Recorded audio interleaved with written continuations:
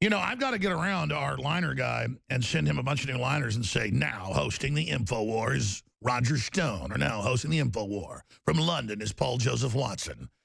Perhaps I should just cut him myself, because I guess I can do him as good as our guy. Peter Reef's great, but he's one of the best voices out there. He does it for Fox News, a bunch of other channels. But the problem is he does it too happy for those channels. Like, oh, it's Alex Jones, the wondrous. No, he's just like, it's Alex Jones and the fight for the Republic worldwide. Because it really is that epic battle. Look, we've got our president in. He's doing everything he said he'd do. And I just talked to Steve Pieczenik, who is hooked into the highest levels of the CIA. He used to run their psychological warfare operations. I'm hooked into very high-level CIA myself. And all these years, people said, you're CIA, you're with the CIA. And I said, no, I'm not. And there's a bunch of articles saying, what is Jones going to do now that the power structure is... you know, his people, where's his conspiracies going to go? There's a total war to keep Trump from fixing things. And then if Trump ever actually got a bunch of his stuff completed, then I'd be a watchdog. I'm not, just loyal to Trump because he's Trump. I'm loyal because he wants to restore the Republic and so my kids have a future. I'm totally committed, but they think the listeners are dumb. Oh, now that Trump's in, does Alex not believe in the same conspiracy theories? What, like that the polls were fake and Trump was going to win? Or... it's been now released this week. It's in the Intercept and other news that the Pentagon under Obama was preparing for a total takeover during a collapse. I'm totally proven right again. I was told that by people high level in special forces. I mean, we don't make stuff up around here. We told you a month before Mitt Romney would never be Secretary of State because a certain person was the source on that. He doesn't like to brag, but he just, I guess, had read the tea leaves. But the point is, we don't shovel BS here. And Roger Stone normally hosts every Wednesday in the 4th hour. He invited me to pop on with him some today. So I'm here to the bottom of the hour, here to 20 after. And I'm gonna get in there for the nightly news and a bunch of big announcements. But obviously, Michael Moore's announced it. It's all over the news. The Democrats are in press conferences. We want to arrest Trump. We want to overthrow him. We want to install Hillary. This is almost even better. I mean, the New World Order really is going to go down if they try this. Nationalism. The nationalist is in the lead in the presidential race in the Netherlands. The nationalist is in the lead in France, Le Pen. And guess what? Same thing. Merkel, 2/3 of Germans in major polls say they hate her. Oh, they're all Russian spies. That's right. I was against Obamacare and gun control because Putin did so. This is asinine, but he's in the New York Times today. Him and Manafort. Why? The Brennan, the converted Wahhabist. He says they're Russian spies, or they talk to the Russians, and then Manafort says he's boggled because he never did. It's the same recycled story 3 times. The last time was January 20th. This is crazy, folks. This is insane. Meanwhile, the communist Chinese, all of them are in the news saying, take Trump out. And Silicon Valley says, China, help us stop Trump. We'll help, don't worry. Foreign powers openly involved, communist country. That's a nice tie, Roger Stone. Nice suit. I bet, did Putin help you put that on? Because everybody knows he helps us shave in the morning. America couldn't vote and get Trump. We couldn't do anything. We couldn't, go expose his illegitimate black son and get the black vote. We didn't have any effect. You didn't have any effect. You don't have a best-selling book, The Making of a President. America's never succeeded before. Why, you've heard Maxine Waters. Trump had to be given the term crooked Hillary from Putin because Trump couldn't think of her being crooked himself, could he? Yeah, and Alex, you were exactly right on election night when you said to me, this isn't the end, this is just the beginning. In fact, the biggest fight is ahead of us. You were absolutely right. The two-party duopoly and the establishment simply will not accede to the democratic election of Donald Trump and let him exercise his constitutional authority to reform our government and to make America great again. They are going to resist this at every level, including breaking the law if it's necessary, including the illegal monitoring of U.S. government officials and the leaking of that information, which is, of course, a felony. Precisely what's happened here in the case of General Flynn. And just to be clear, I've been covering politics 20 years, but I grew up getting mother's milk during the, when you were there in the Nixon administration, watching the whole hearings in Congress. Everybody knows that an incoming group talks to all the diplomats and back and forth, and that it's a president's sovereign purview as a separate branch of government to go sign treaties with the Russians if he wants. Then Congress has to ratify. I mean, the president can do whatever he wants with the Russians. Then it gets judged by us, the voters. This idea that it violates the Logan Act, the TPP with Hillary and Obama, secretly negotiating with private corporations the deal without Congress and not letting them have a copy, that's treason. The head of state with his designates communicating with other heads of state is the exact purview of the chief executive. No, this is extraordinary. It is entirely appropriate for General Flynn to make contact with the Russians to set up an initial congratulatory call between the new president and the head of the Russian state. We know from the transcripts that there was no substantive discussion of sanctions. And we know from a review by the White House counsel's office that General Flynn violated no laws. This was typical inside the Beltway lynching. This is Priebus, and let's just say it, and I like him. It's the vice president. It's the big Republican establishment swinging their wee-wees around. Yeah, there's no question about it. And as Dr. Corsi wrote today at InfoWars, is exactly right. The game plan here is very simple. Purge the Trump loyalists. First General Flynn, then the very capable Stephen Miller, and then finally the president's chief issues man, Steve Bannon. The problem here for them, for the Republican establishment, is that we Trump loyalists are not going to stand for it. There is zero chance we will let this happen. And if we have to mobilize the grassroots to make sure the president knows we have his back, I'm prepared to do so, and I know you are as well. I get why he had to bring Priebus and them in, because that's a big system to run. He wanted to work with them, but there's such, and then Ryan gets on TV and says, I'm going to work with him. He looked like a weasel like Eddie Haskell when he said it. And now we know Priebus is the leaker on a lot of this stuff. It's come, even mainstream media, and I know we have sources who've talked to the little guy. So he better, I mean, here's the deal. We're just going to get a data package together, obviously, everybody, but do it through Twitter, you name it. The public, it's not just Roger and I. He hears the public. And I'm doing a big story on this tonight. It's confirmed for 2 weeks, no one's allowed to get in the Twitter feed where he can read it, but hundreds down. They block it. So he doesn't see your link, doesn't read your article, doesn't retweet you. Okay, they're trying to cut him off, okay? And so they don't even let you get to the president now. They only put haters up at the top. And Priebus has been meeting with Twitter. This is all a disgusting little action. So this is incredible. They're trying to cut Trump off from the American people, and it's disgusting, and it's an example of how controlled this is. If they can censor and hijack the president's feed, and it's not even in the news, then, folks, imagine what else is going on. Remember, a month ago, they said, let's ban the president off Twitter. Roger, where does this go? No, it's really extraordinary, Alex. You know, I pick up the paper and I read that the president's son-in-law, Jared Kushner, who I have a very high regard for, is meeting with the captains of Silicon Valley as if they are our friends. Let's be very clear. Google, particularly, Facebook, sought to undermine Donald Trump in this campaign, fiddled with their SEO to try to bury bad news about Hillary Clinton, elevate any criticism of Donald Trump. These folks are not our friends. Again, Dr. Jerry Corsi has done extraordinary research into Google's efforts to infiltrate this administration so they can have the kind of advantages and the kind of inside fix on the issues they care about that they enjoyed under 8 years of Barack Obama. The Silicon Valley crowd, the Wall Street crowd, the inside the Beltway lobbyist culture, and the establishment Republican Party are not our friends. They are not part of the of the Trump revolution. Little Freudian slip there. They are doing everything possible they can to foot drag. And now I'm increasingly concerned that Reince Priebus is inserting himself into the selection of ambassadors is going to give us people who are unqualified.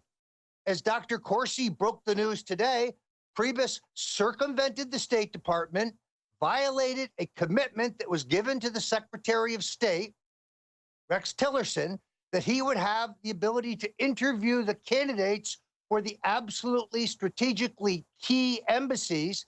And instead now those jobs are going to RNC. He should be fired right there. He's off the Republican Party donors that Trump got none of the money from. He doesn't want their money. He's kicking them out of politics. Why the hell are all these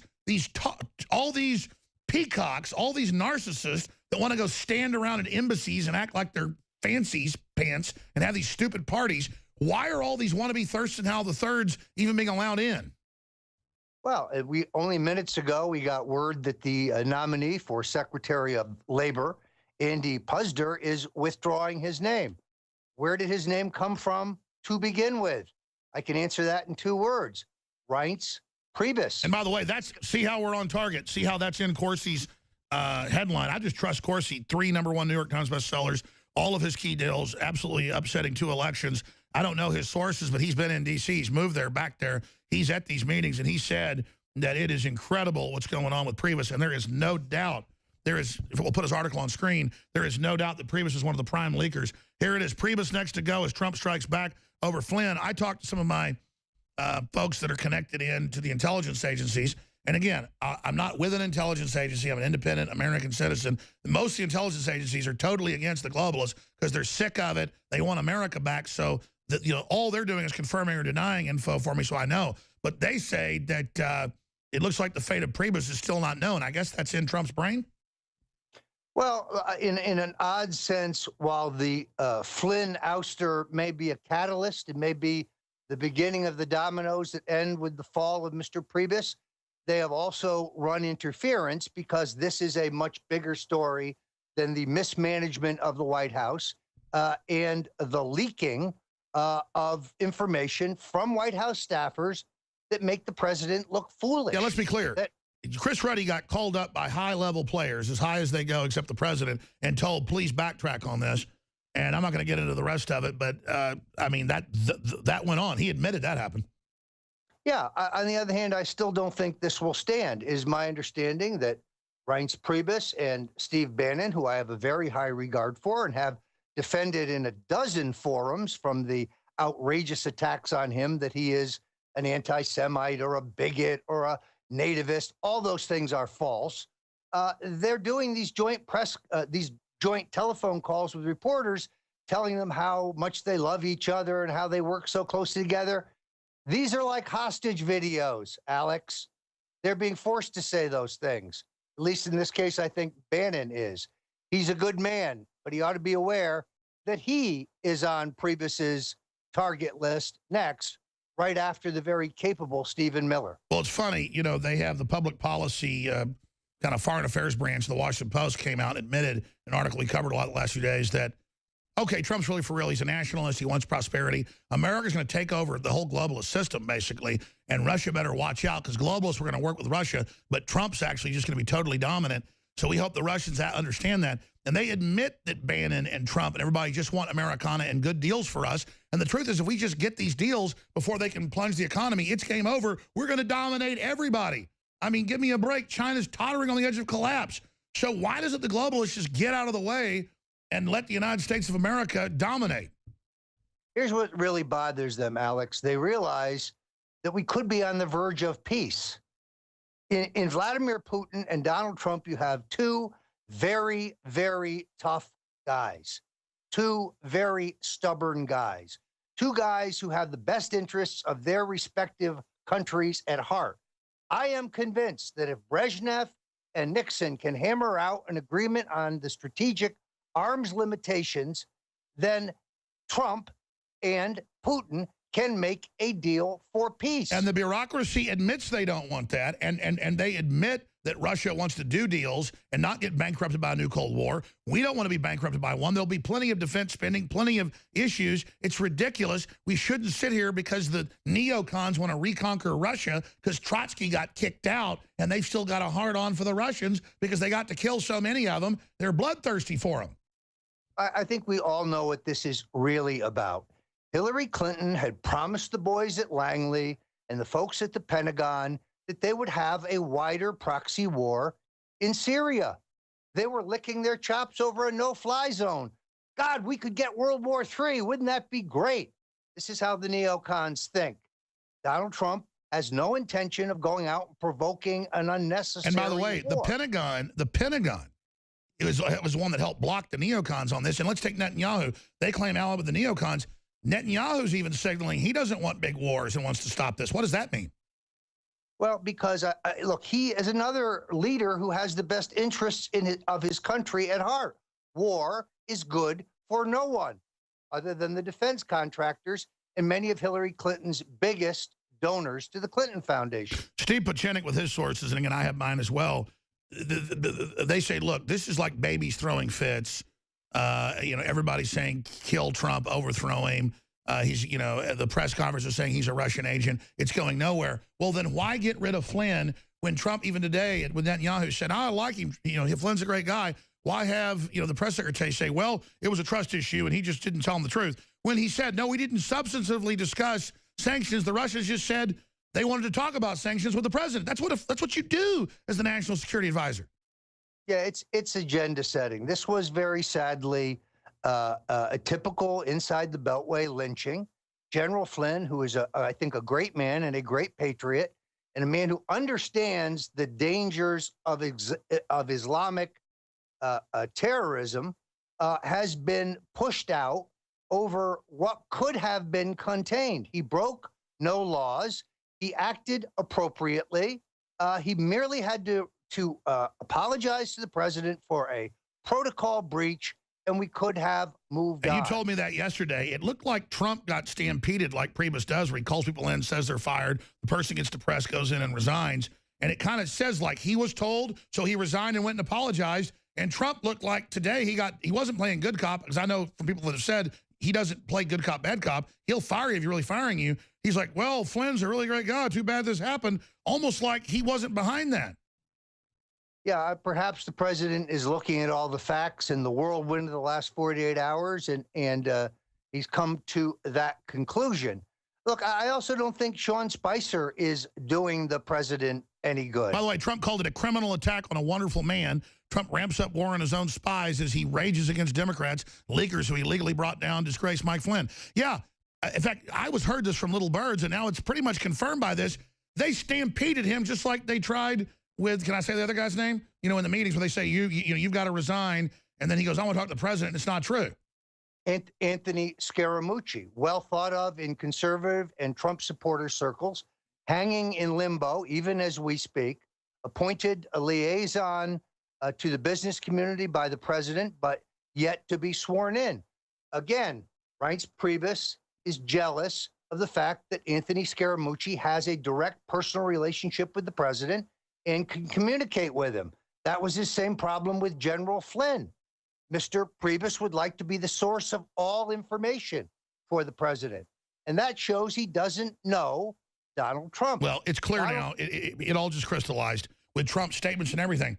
It was a Priebus. They admit it. They went to Flynn, and basically the vice president went to him, and they said, okay, you're bad. And Flynn said, okay, I haven't done anything wrong, but if I didn't answer perfectly here, I just resign. And it looks like they manipulated him into resigning, but maybe it'll turn out good. But now Trump is on. I've never seen it. He's like, Flynn's really wonderful. He's a great guy. This is horrible. This happened. This looks really bad. Well, look, I'm hoping that General Flynn remains in the public eye, remains in public life, and will continue speaking out, because I think he still has a very valuable role to play. And then, Alex, this whole week gets topped off by picking up the newspaper this morning and reading, in order to coincide with this Flynn flap, the New York Times essentially recycled their story from June 20th, reiterating again the completely bogus and false allegation that Paul Manafort, my former partner, chairman of the Trump campaign during the summer and into the convention, and that we're continuously in communication. It's continuously is the headline at CNN. Continuously in communication with the Russians. And Manafort says, I'm boggled. I talked to no one. No, look, my wife called minutes ago. She saw my photo flash up on CNN, and she said, wait a minute, you didn't talk to any Russians, did you? And you know the answer. Absolutely, categorically not. I spoke to no Russians, no intermediaries for the Russians, no representatives of the Russians. I have no Russian clients, no Russian contacts, no Russian money, and I have never spoken to anybody in Russia. Here's what's or for happening. Russia. They're targeting everybody they know are good advisors off the record to Trump and saying they've been spotted as potential Russians. You can't talk to them now. And Flynn's a Russian. And now Michael Moore says Trump's a Russian. And at a certain point, he's the president. He can talk to whoever he wants. This is a load of horse manure. And he's got to just go ahead and just point out it is and start an investigation of Hillary with the Saudi Arabians and commie Chinese. I think the answer's the offense. I'm going to turn the baton over to you, my friend, but your book's available at InfoWarsStore.com. We have a new caveman bone broth supplement, chocolate flavored, the total game changer. Check that out, folks. But Roger, I mean, what does Trump do? Doesn't he go on the offense? He needs to not only go on the offense, Alex, but he needs to clean house. He needs to clean house at the White House. There are many, many capable Republican operatives who were for Donald Trump from the beginning, who sacrificed to help get him elected, who are more than capable of handling these mechanical jobs at the White House. There are many fine people who could be assistant secretaries and deputy secretaries in the departments who are capable individuals who supported Donald Trump from the beginning, who share his worldview. We need to repopulate this administration. Absolutely, and just get rid of the Paul Ryan tentacle, Mr. Penis, excuse me, Mr. Priebus. We'll be back. Roger Stone takes over. Now it's tonight, 7 o'clock Central.